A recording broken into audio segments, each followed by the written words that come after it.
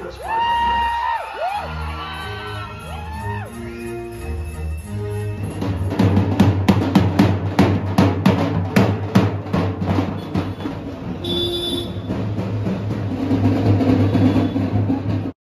so many long years, Shankar is back with his blockbuster sequel of Bharatiyu. Same అదే result maintain చేశాడా? ఆ impact ఉందా లేదా? Shankar and AR Rahman combination is one of the best combination వినో. కానీ ఇప్పుడు AR Rahman ప్లేస్లో అనిరుద్ని తీసుకున్నారు. Did he match that level of music అనేది మనం చూద్దాం.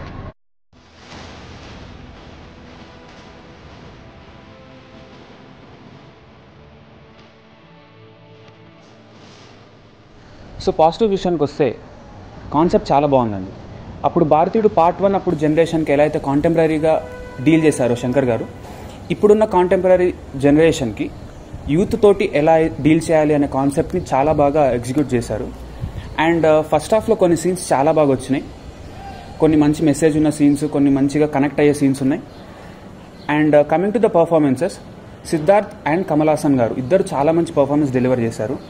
ఎస్పెషల్లీ సెకండ్ హాఫ్లో మంచి మంచి ఎమోషనల్ సీన్స్ పడ్డాయి. And Siddharth has one scene, emotional scene చాలా బాగా పర్ఫామ్ చేశారు.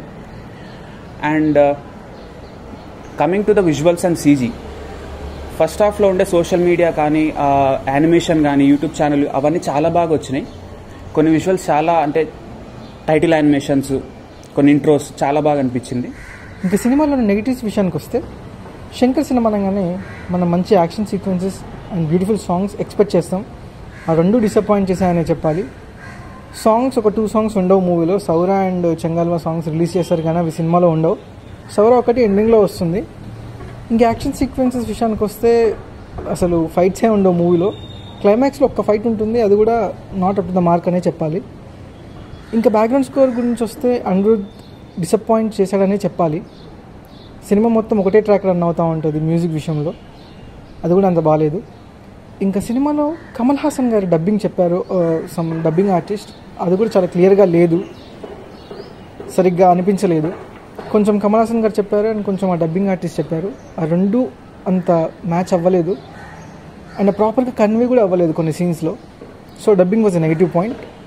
ఇంకా లుక్స్ విషయానికి వస్తే, సేనాపతి లుక్స్ ఒక 3-4 లుక్స్ ఉన్నాయి మూవీలో. ఆ లుక్స్ కూడా చూడడానికి బాగాలేదు, చాలా ఆడ్గా ఉన్నాయి. మనం పార్ట్ 1లో చూసుకుంటే ఒక గెటప్ మెయింటైన్ చేస్తారు, అది చాలా బాగుంటుంది చూడడానికి కూడా. అది కూడా ఒక నెగిటివ్ పాయింట్ అని చెప్పాలి ఈ మూవీకి. ఇంకా ఈ సినిమాలో సేనాపతి చేసే కొన్ని మర్డర్స్ ఉంటాయి, ఒక 3-4 మర్డర్స్. ఆ మర్డర్స్ ఎందుకు చేస్తున్నా చెప్తారు, బట్ ఎమోషనల్గా కనెక్ట్ అవ్వము ఆ మర్డర్స్కి. ఆ మర్డర్స్కి కారణమైన కొన్ని సీక్వెన్సెస్కి ఎమోషనల్ కనెక్ట్ అనేది ఉండదు మనకి.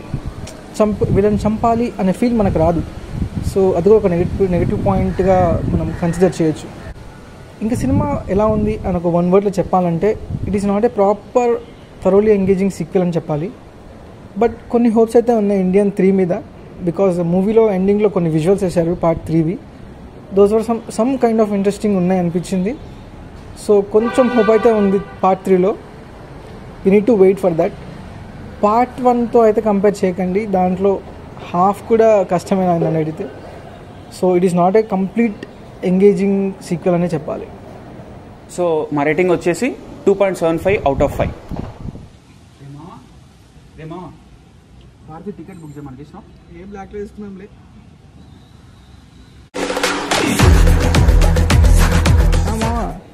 ఏం లేదురా, సినిమా ఇప్పుడే చూసిన. సగం సినిమా మొత్తం స్టేటస్ పెట్టేసినా కదా వాట్సాప్లో. చూడు దాంట్లో చూసేసి. యా అంతేరా, మీరు మారరా.